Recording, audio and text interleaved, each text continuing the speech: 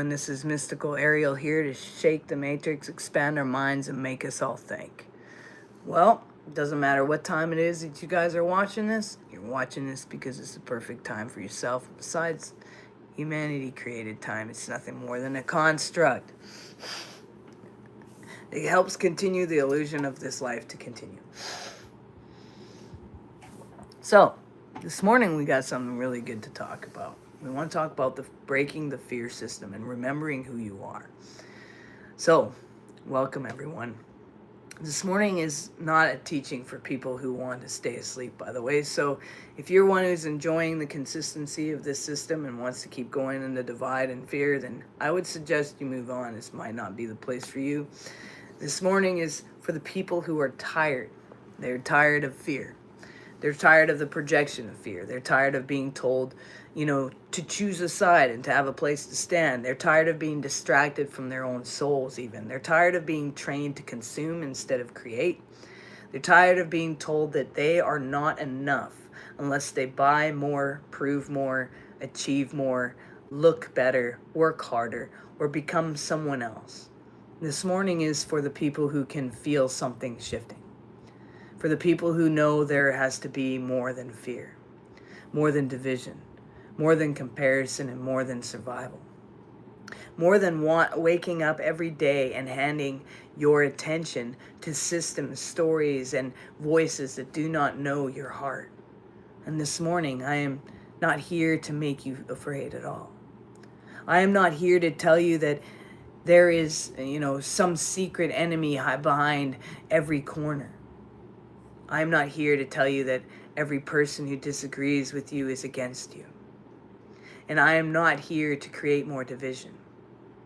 I am here to talk about the pattern that have trained humanity to disconnect from itself. The patterns that have trained people to fear their own bodies, to fear death, to fear one another, to fear asking even the simplest questions, to fear being different even, to fear being alone, to fear not having enough, and to fear not fitting in. And the truth is, when a person is afraid, they are easier to control. When a person is constantly overwhelmed, they are easier to distract. When a person has forgotten who they are, they will search outside of themselves for someone else to tell them they're going to be okay. But this morning, we're going to go on a journey and remember. This morning, we begin to break the fear system, not through hate, and not through violence, not through trying to control everyone else, but through truth, through compassion, through discernment, and through returning to the body itself, returning to the breath, the truth, the very first thing that we did. So let your body settle for a moment, because you don't have to perform here. You do not have to disagree. You don't even have to agree with every word. You do not have to have everything figured out. Just take a moment to look. Peel back a page and say quietly to yourself, I'm kind of willing to see where fear has been shaping my life and maybe holding me back. I'm willing to see where fear has been shaping my life. Because the moment you can see a pattern, you are no longer completely trapped inside the pattern. The moment you can name fear, fear starts to lose its power. The moment you can see the system of distraction, distraction starts to lose its grip. And the moment you remember who you are, well, you become difficult to control through shame. And let's begin with this. What if the greatest prison humanity has ever entered did not even have a single bar? No. What if it was built from fear itself? What if it was built from comparison? What if it was built from distraction? What if it was built even from labels? What if it was built from the constant feeling that you are not even enough? I mean, come on, think about it. You don't need physical change if you can make someone believe they are powerless, right? You do not need to silence a person if you can make them afraid to speak. You do not need to lock someone in a cage if you can convince them that the world outside the cage is too dangerous. You do not need to make someone hate themselves if you can keep showing them images of who they think they should be. You do not need to destroy a person's connection to truth if you can keep them constantly busy, constantly consuming, constantly afraid, constantly reacting. And this is what I mean by the fear system. Not one person, not one secret group out there, not one simple explanation, but a pattern. A pattern that appears whenever fear becomes more profitable than truth, whenever outrage becomes more valuable than understanding, wherever distraction becomes more common than stillness, wherever people are taught to compete instead of connect, whenever people are trained to look outward for every answer and forget how to listen inward.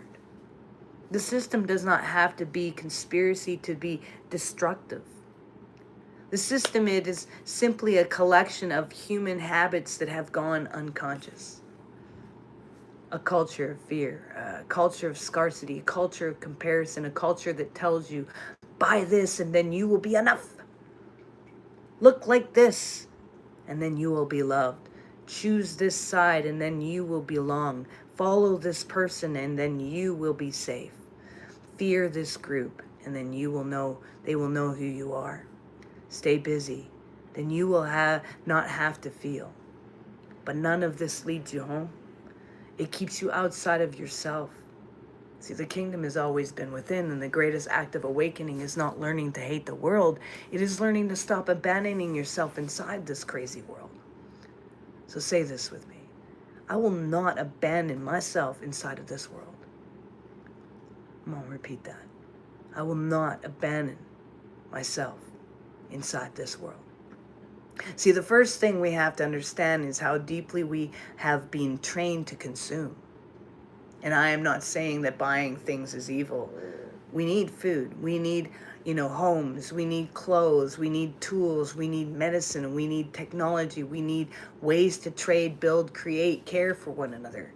The problem is not the human beings consume. It's the problem begins when consumption becomes the identity.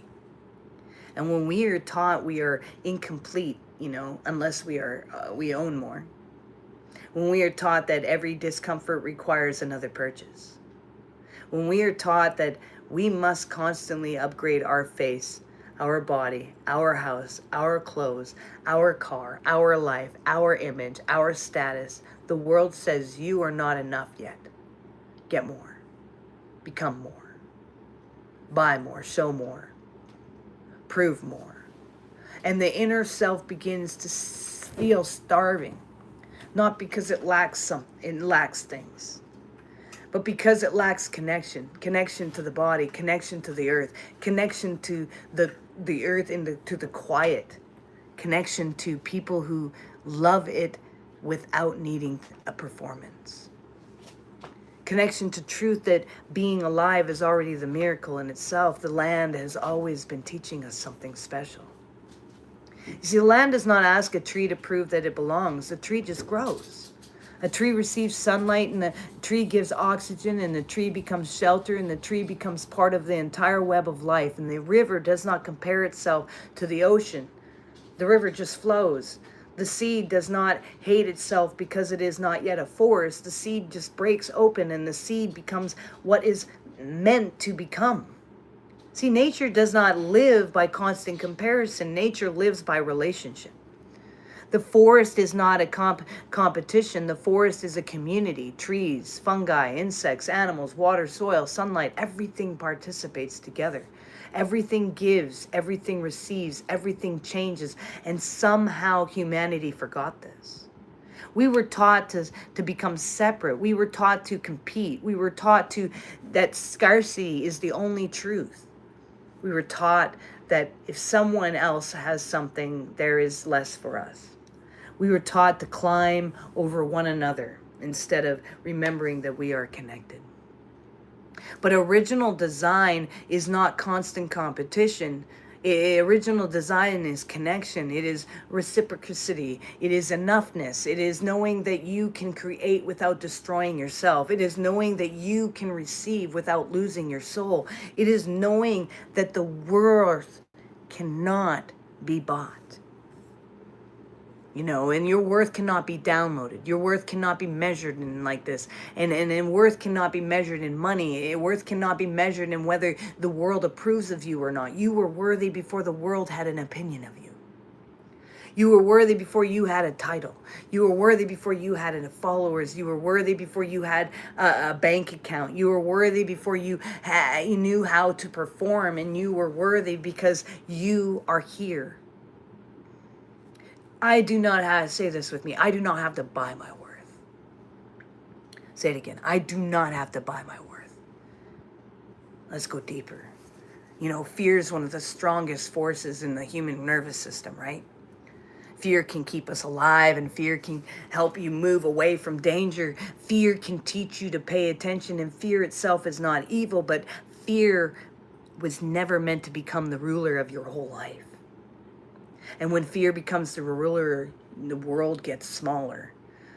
You stop seeing possibilities. You stop seeing nuances. You stop seeing people as humans, and you stop seeing beauty, and you stop seeing choices, and you begin to see only threats. And this is why constant fear is so powerful. When people are overwhelmed by frightened images, alarming headlines, endless arguments, crisis after crisis, and constant uncertainty, their nervous system can start living as if danger is everywhere. The mind becomes trained to scan, the body becomes trained to brace, the heart becomes trained to expect the worst. And when you are constantly bracing, you cannot rest. When you cannot rest, you cannot think clearly. And when you cannot think clearly, you become more reactive.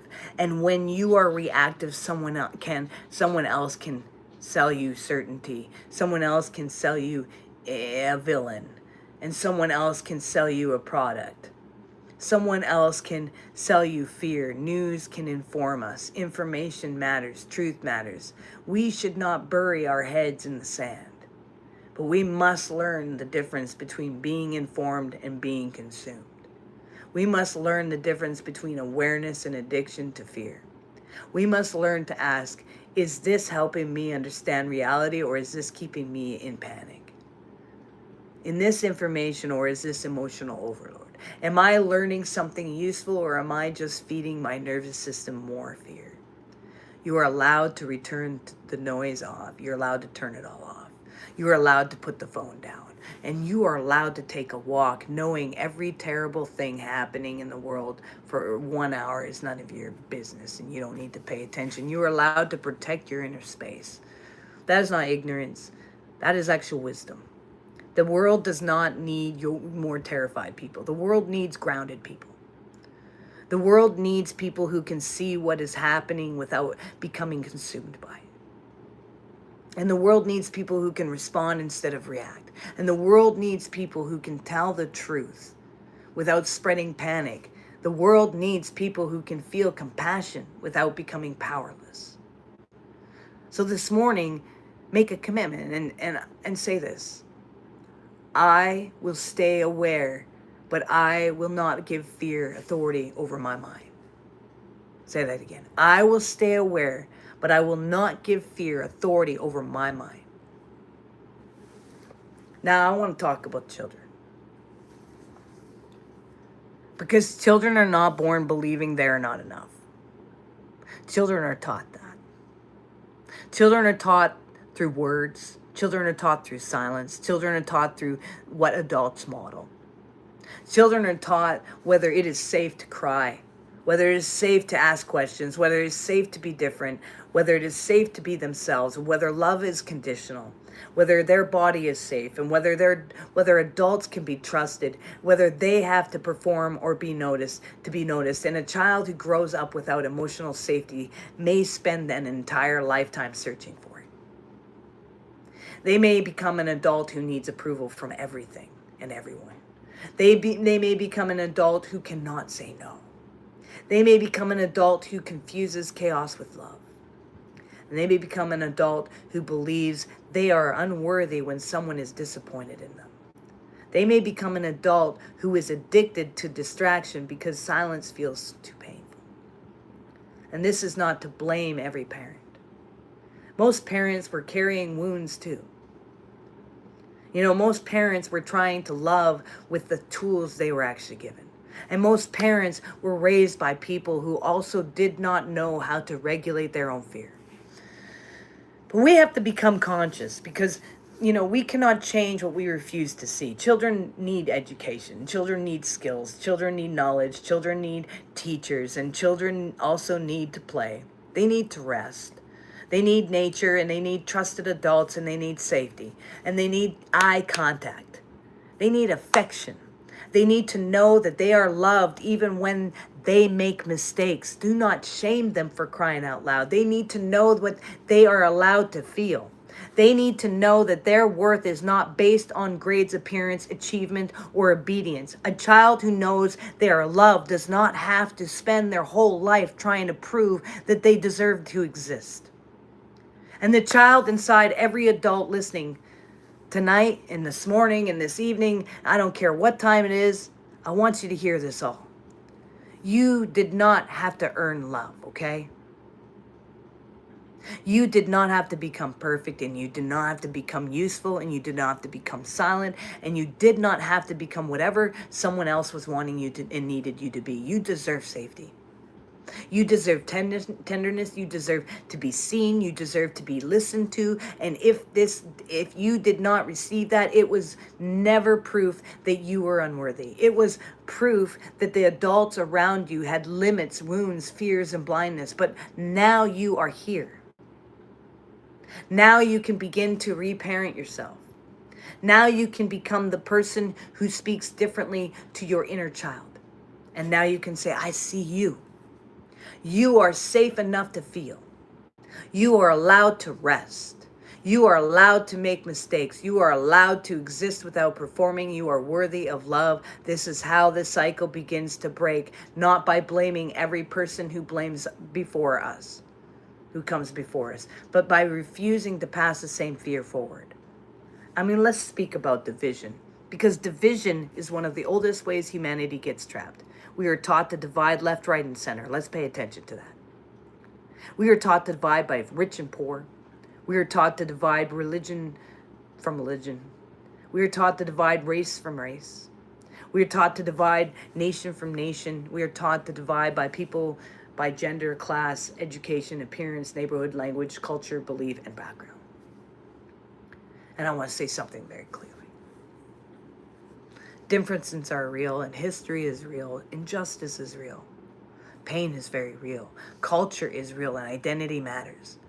The answer is not to pretend everyone's experience is the same. The answer is not to erase the differences. The answer is not to deny real harm. But the moment we turn our human being into a symbol, a label, an enemy, or a thing, we lose something very sacred. Because behind every label is a person who has a body, a person has fear, a person who has a family, a person who bleeds, a person who has dreams, a person who has suffered, a person who wants to belong, and a person who has been shaped by experiences you may never understand. And when we reduce people to labels, we become easier to manipulate, because hatred becomes simple, contempt becomes easy, compassion disappears, and someone always benefits when ordinary people stop seeing one another as human. So awakening is not to deny injustice. Awakening is to refuse dehumanization. The awakening is to say, I can stand for justice without losing my humanity. I can disagree without hating. I can hold people accountable without becoming cruel.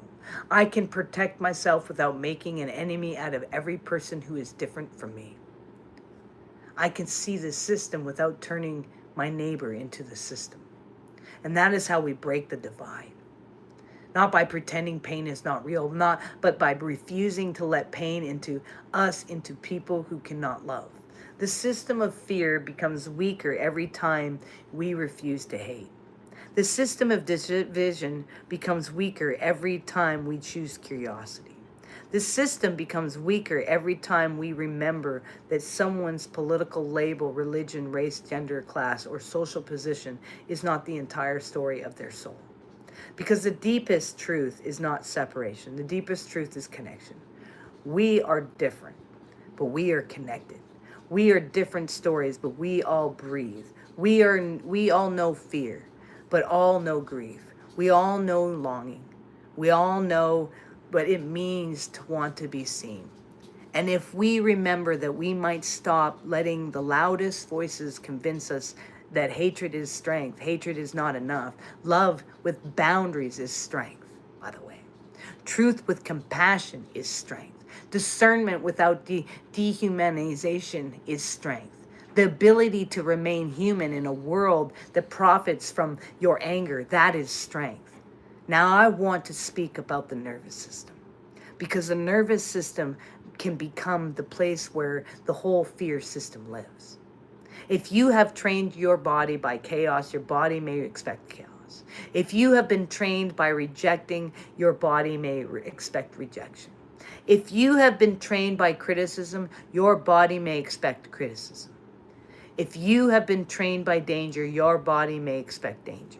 And when you may not even know why, you are exhausted, why you are on edge, why you cannot rest, why you keep scrolling, why you keep seeking validation, why you keep choosing people who hurt you, why you keep reacting before you have time to even think.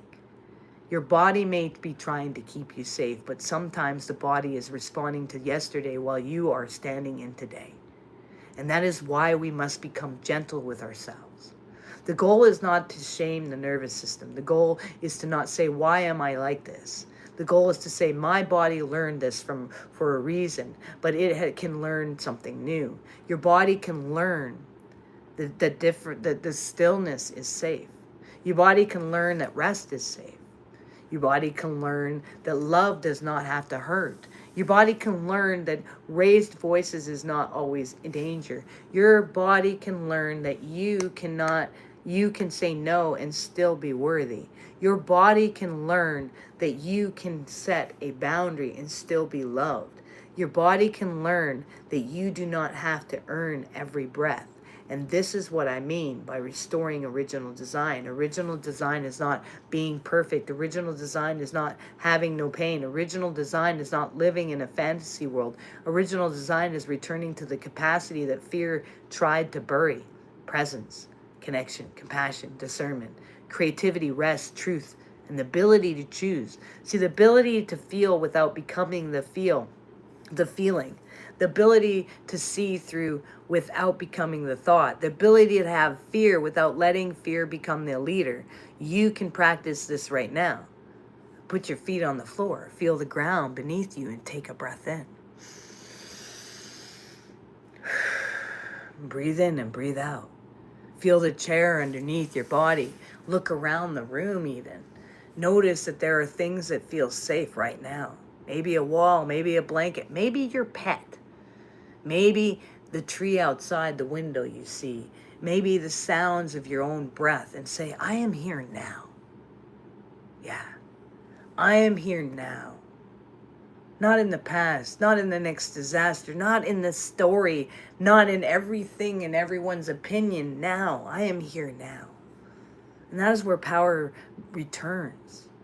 Now let's return to nature, because nature remembers what we forgot. Nature does not need to be convinced to be itself. The mountain does not need validation, and the river does not need permission to flow. The moon does not need followers.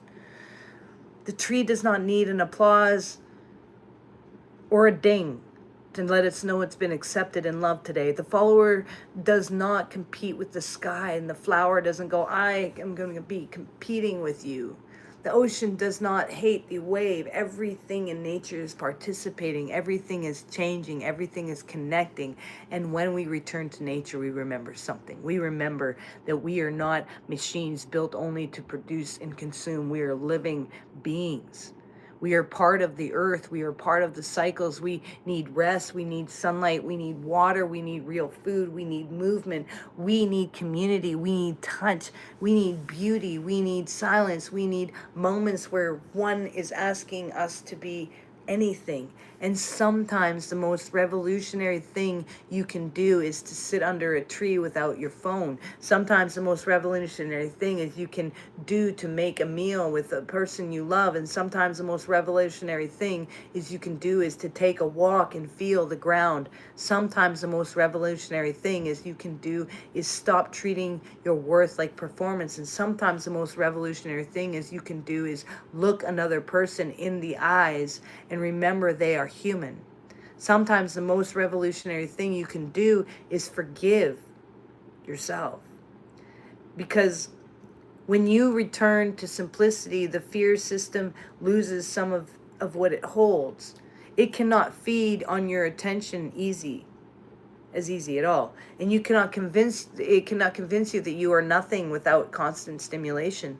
It cannot convince you that you are alone when you can feel the wind, the earth, the breath, and the life around you. But nature helps you remember it. Nature reflects it. Nature says you belong. You belong to the earth. You belong to life. You belong to breath moving through you. You belong before you achieve. You belong before you perform. And you belong before you are understood. And that is the truth that we have to return to. So the real question is so now we come to the real question. What do we do? If the world is full of fear, consumption, distraction, comparison, division, and systems that pull our attention, what do we do? Well, we do not become a paranoid. We do not hate everyone, and we do not become hopeless. We do not become violent. We do not spend every day looking for an enemy. We do not hand our mind over to fear while consuming and claiming we are awake. We choose what we feed. We choose what we repeat. We choose what we access to our attention, and we choose what we believe about ourselves.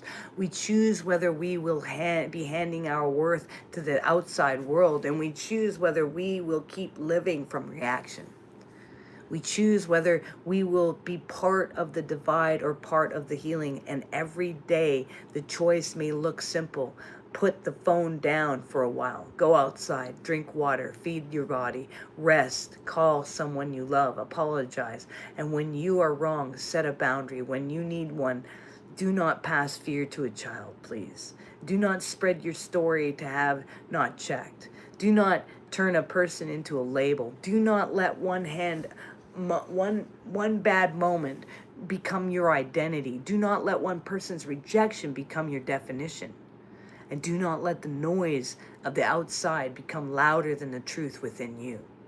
That is where we begin. That is how we awaken, not by waiting for someone else to fix the world, but by becoming the kind of people who no longer feed what is destroying us. A person who does not feed hatred, a person who does not feed shame, and a person who does not feed fear, a person who does not feed the lie that we are separate. You cannot change everything outside of you, but you can stop allowing the outside world to control everything inside of you. And when enough people do that, the whole world changes. Not overnight, not magically, but through human beings becoming more conscious, more compassionate, more discerning, more grounded, and more alive, more connected. And that is revolutionary. Not fear, not panic, not hatred, remembrance. And let's close with this.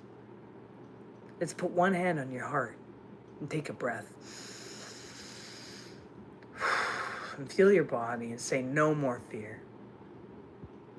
No more fear. No more living for approval. And no more handing my attention to the system that profits from my disconnection. No more forgetting the land. No more forgetting the body. No more forgetting the breath. And no more making enemies out of other beings and out of other human beings. I choose truth. I choose compassion. I choose discernment. I choose connection. I choose remembering. And now say this: I am not here to be controlled by fear. I am not here to remain trapped in an old program. I am not here to live outside of myself. I am here to awaken. I am here to remember. I am here to return. I am that I am.